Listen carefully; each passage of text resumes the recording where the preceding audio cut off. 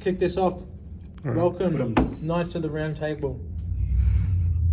It's like the Last Supper, except this is the second supper of the day. And I've got a laptop there. Last Supper 2021 COVID edition.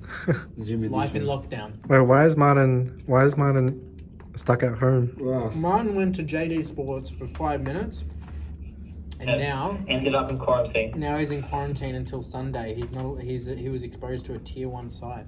Dangerous. We think he's just trying to find an excuse to not train, so he can justify being Really now? weaker and smaller. That's our theory. Yeah. This is like week 10. Oh, week 10. Yeah. 10 weeks in. I think it's like 8 or 9 weeks until the main national show. Yeah. And it's like 7 weeks until the first, or the VIX, which is the 2nd and 3rd of October. So it's got to be 7 weeks because we're under 2 months away. But I actually had a message from the ICN page yesterday. About the rescheduling? Yeah, which was Tony, I think. Just talking about the different comps that they had. So there's the potential that comps get extended out till like mid-November, which may pose issues because I have shit on in November, frankly. Life stuff to organise and live. But he also said that this is paraphrasing, but I was like, will there be other opportunities for like pro cards in Vic? If like you can't get to nationals, you can't go to nationals as a like Victorian athlete or an athlete that's in any state other than the Gold Coast or Queensland. And he said that as the president, he can give out a pro card. So if they think it's like if it's warranted, they can just basically be like, "And we're going to give this person a pro card." If you look good enough, huh? Which is promising. So, like, I just need to get on stage. That's it. Don't even pose. Just Done. walk on. Alright, so Jason, what's the go with his training? Like, how is he and everything? Weak and small, Timmy. Yeah, that probably sums it up. Now, Sam's training is going quite well, I would say. He does... It's been better the last 2 days. Yeah. There's a direct correlation between a lack of Martin and an improvement in my gains. training. Yeah. I found that... Do you want me to mute him? I reckon Does that scare you? 'Cause I'm so strong. You scare me. What do you dumbbell press, man? Into submission. What's he dumbbell press? Flat. 40. That's cute. I remember my first beer. Nice. Anyway, you were saying how's Sam's training? Yeah. Well, just watching him train today, like he brought a good intensity. He's staying focused. He needs to put more effort into staying focused. Like that's what he's already doing. He needs he's obviously putting his headphones in now. Less conversation. I'm not telling him who to do that. He's already doing that. I tend to distract him. Jason's the fucking prime.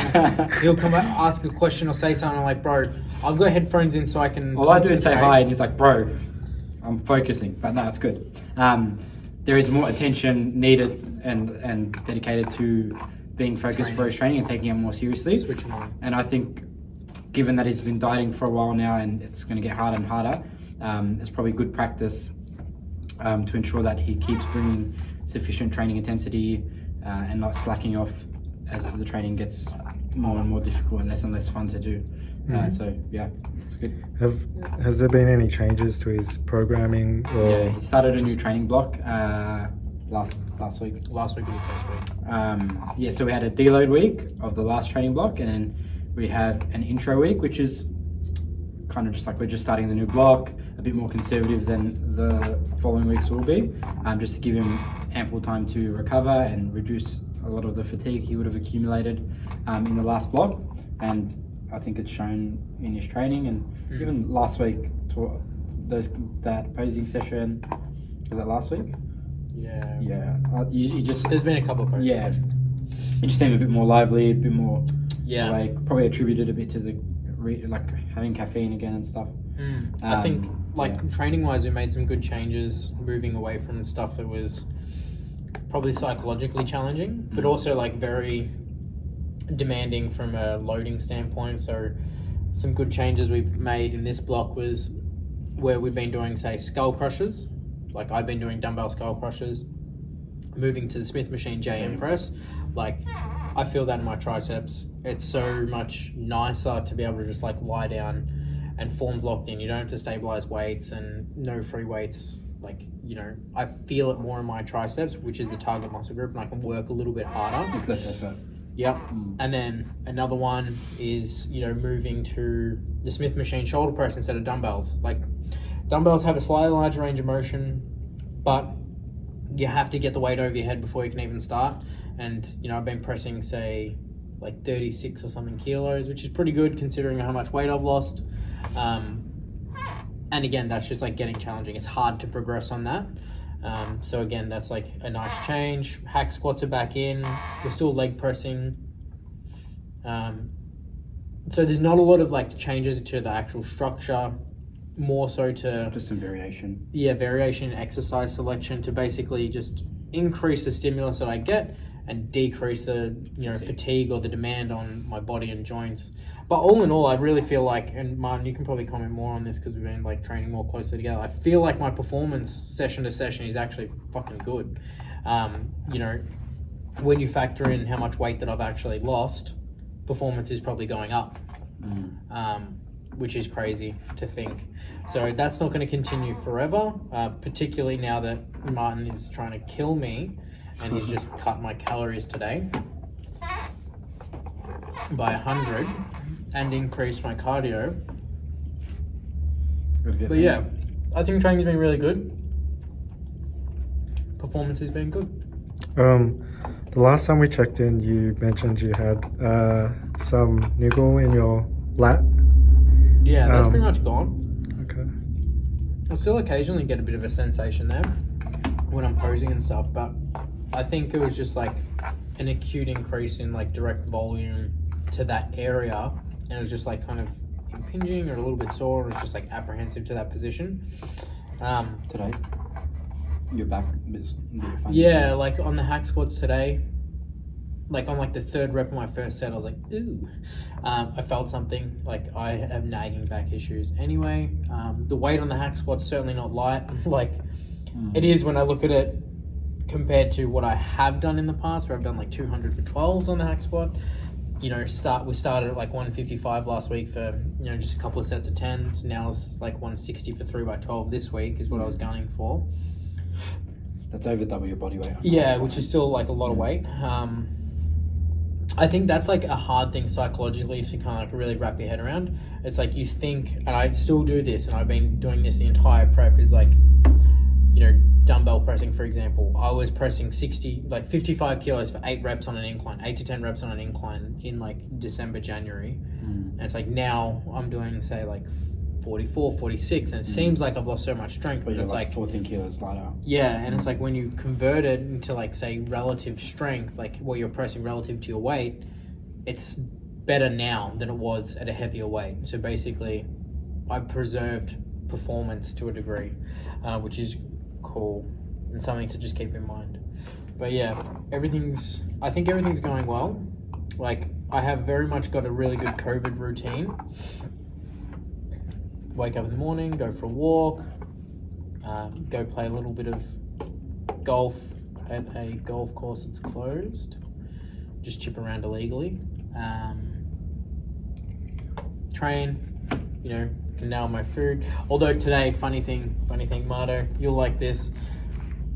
Today, on less oats, I full fucked it, and they overflowed in the microwave. It hasn't happened. Oh, the ratios. No, it just hasn't happened. I literally just pressed it, left it, and then I came back, and it was like I pulled the whole glass tray out and the bowl, and I had to eat it off the glass tray because it was all over the sides of the bowls. And I was just like, damn. So at least you got a solution there. I can't even trust reducing the fucking volume of food. What a start to your first day of low calories. You probably got cocky because there was less in there. Like, yeah, I did. I think that's what it was. Yeah. What else? Timmy, what else? Martin, can you explain over the last few weeks what you've been doing with his nutrition and cardio?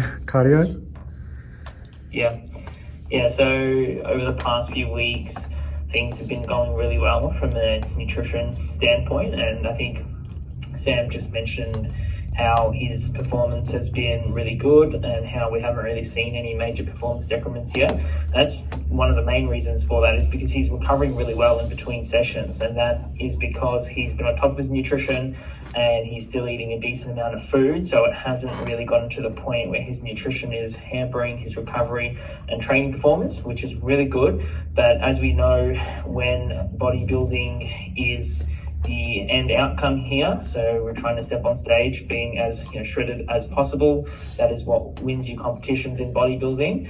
Performance essentially has to take a hit at some point to achieve that type of physique. So in the coming weeks and months leading up into Sam's first and priority comp, so his first comp at Vic's, priority comp hopefully in Queensland, we do suspect that there will potentially be some performance decrements, and although we still go into every session with the intent and with the focus of training really hard and progressively overloading our training, we can't really disregard the fact that getting really lean, closing into what may be 5% body fat, that type of environment, physiological environment, is not the most conducive to hard, consistently progressive training. So, we were taking that into account, and we are now making some changes to his nutrition in aim of, pushing his body fat levels a little lower. That's, the overarching goal here. And, we haven't had to make too many nutritional adjustments over the past weeks and months. Things have been going pretty well, and Sam's rate of loss has been quite consistent week to week, and we've seen that reflect on his physique as well.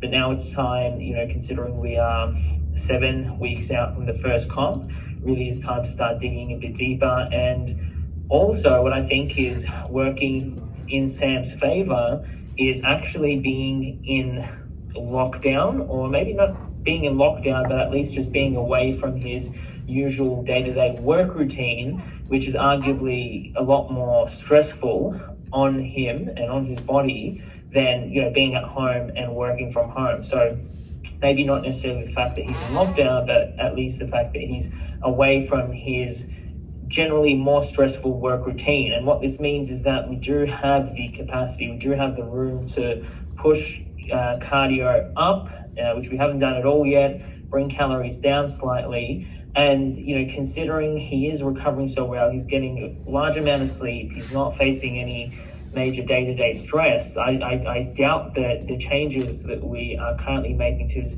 nutrition and cardio will impact his training, because his current environment is very, very conducive to recovering, training, hitting his steps, getting his meals in, sleeping. That's essentially a bodybuilder's lifestyle. If we look at all the IFBB pro bodybuilders, that's all they do. They don't have, some of them, the best ones, don't have day-to-day jobs, and that's what allows them to train so hard consistently and eat lower calories and still be able to perform, etc. So, that's the type of approach we're taking now. We're making the most of Sam's current situation. We're going to push his calories down a bit further, so just a slight adjustment, increases energy expenditure slightly as well, and that should allow us to really push his body fat levels further down, like I said earlier. And he's still going to walk into the gym every day with the intent, with the focus of training really, really hard and ensuring that he does maintain his performance to some extent. But like I said earlier, we're also acknowledging that, getting lean does come with certain performance implications, and that is fine. If Sam is still training hard enough, still getting enough volume in, still recovering to some extent, to a sufficient extent in between workouts, he's probably still going to be retaining all of his muscle, or at least most of his muscle, even if his performance does take a little bit of a hit. But yeah, essentially that's Sam's current, training, nutrition, cardio overview. So we have made a little change, and we're hoping to see the changes that we've made reflect on his physique in the coming days and weeks, as we aim for deeper striations and pretty much every body part, but particularly his lower body. We definitely think that there's a lot more potential in the lower body to get leaner. Okay, so the summary of that is lockdown good for Sam. Sam starve more, move more, and train hard. Basically. Pretty much. Next. More lines Is this, was it 7 weeks to go? Yeah, 7. 7 weeks to go, and Timmy wasn't how- paying attention. So, yeah. I think the bar one is 6 weeks. Yeah, but I don't know if I'll do that. So we'll just wait and see. We'll see. Secret. Martin, are you just watching his body to see how much you should reduce he it by, or are you like going by kilos and grams and stuff? Yeah, so at this point, as Sam gets leaner, the body composition is probably going to become the primary measurement tool that we use. Of course, still assessing scale weight because it's still a proxy of fat loss, but really what is going to indicate how things are going is how he's looking. That's the main indicator. So yeah, we'll be paying closer attention to Sam's physique, as we generally do anyway. We pose multiple times a week, and we are able to use that to help inform our decisions as well. So use how he's looking to inform our decisions. But yeah, it's pretty straightforward at the moment.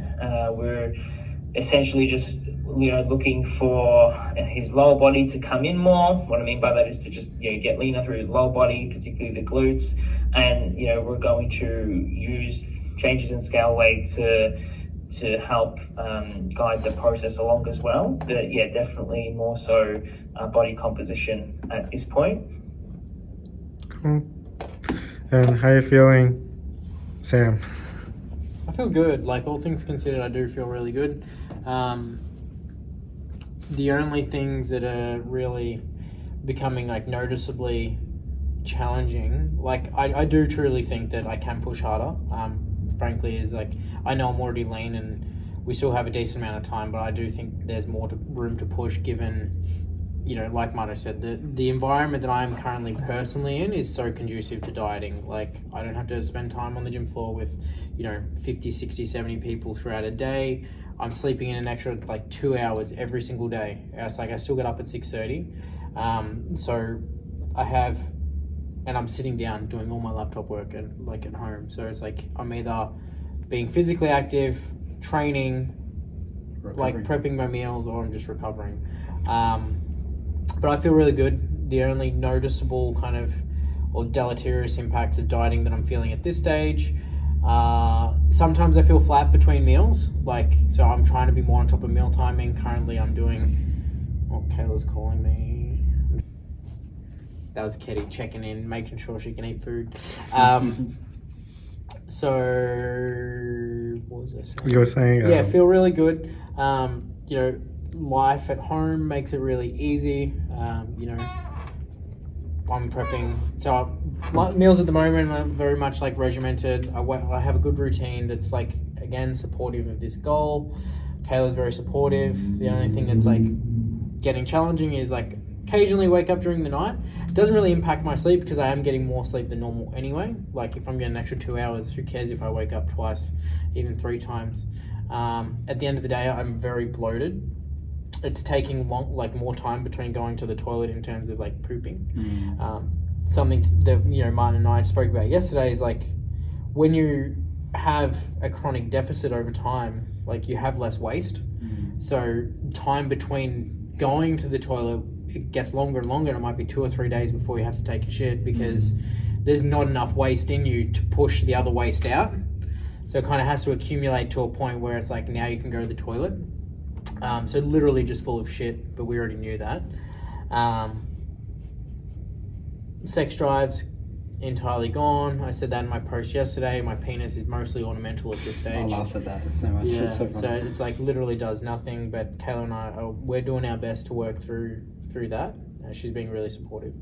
But I feel really good. I think I've got a good routine. COVID's fantastic for me personally for this goal.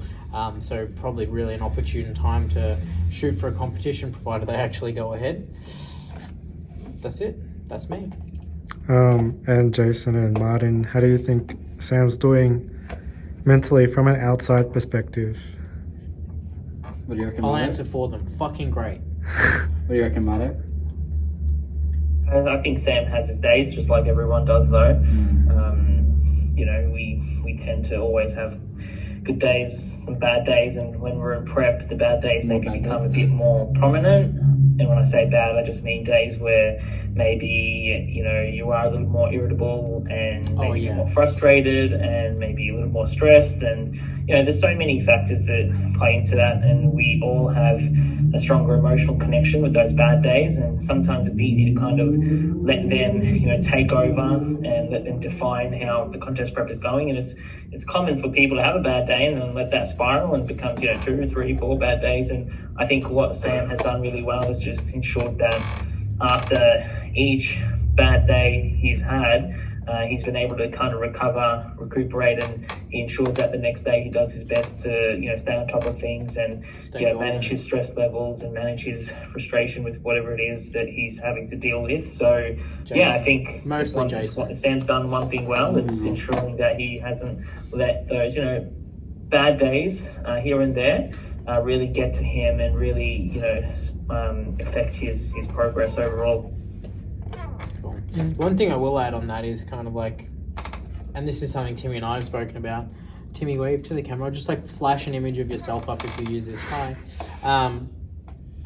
Setting, you know, this is something, again, I've posted about in the past and done with clients and stuff in the past, and Timmy and I have been doing this on a regular basis. Now Mia's doing it, and that's just setting like daily goals. And like, so initially I was setting a goal of, say, pose, right? And then the posing becomes more habitual and it's like, okay, now I'm posing 3 times a week or 4 times a week and I'm setting dedicated time. So that's no longer something that I'm going to set as a daily goal or, you know, getting steps in. And I think that, and like just trying to pay attention to, you know, finding that silver lining, being a little bit more in tune with what is going well. And again, just rolling with the punches of like, yeah, stuff bothers me. And it's like, I definitely know that stuff's bothering me more than it normally would. Like, you know, small things are frustrating. And they're exacerbated when you're just like chronically hungry. But I do feel like I'm coping with it quite well. Just talk to them after a meal. It's prime time. Yeah, that's exactly right. Cool. Next. Cool. Any last words? No. Time to get shredded. Yeah, I'm still not lean. Sad face. By bodybuilding standards. By anyone's standards, by my standards. Yeah, I don't know. I think we've got enough time. Things going well.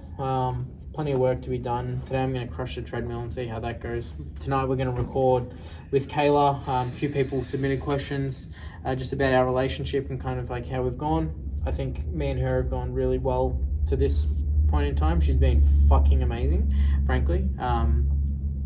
If every partner was like her, everyone would succeed in their diets. She's just, yeah. Don't know. Plus, there's still a large degree of, I think mine's frozen, or is he just looking down? There's a large degree of flexibility still in my diet, even though it is quite rigid. And this is something Martin and I have spoken about. Like, our dinners are the same every week now. It's like fish on Monday, kangaroo burgers on Tuesday, chicken burritos Wednesday. And it's like, they sound like real glamorous meals, but it's like the same thing over and over again. And it just means that, like, I don't have to spend as much time playing macro Tetris, right? Or like just fluffing around and, you know, obsessing about food. I look forward to my meals. My meals are good, but I'm like not full afterwards, but I'm content, satisfied, which is a good thing, I think, at this stage. So hopefully that keeps up with a slight reduction in calories. Deep down, I am hoping that Martin says, hey, we're going to have another high day or refeed soon, but I'll just wait. After we starve, yeah. I'll just wait. Cool. That's it. He was waiting for like a yeah. Marto's like, yeah, you're going to have a refeed today. Right. Cut. No refeed, mate. No refeed for me. He's just started pushing it. Yeah. Alright, well, that's it. Alright. Hands in. I'm gonna go for walks on my balcony, alright? I'll speak. Let's go! 'Cause I'm in the stars tonight. So watch me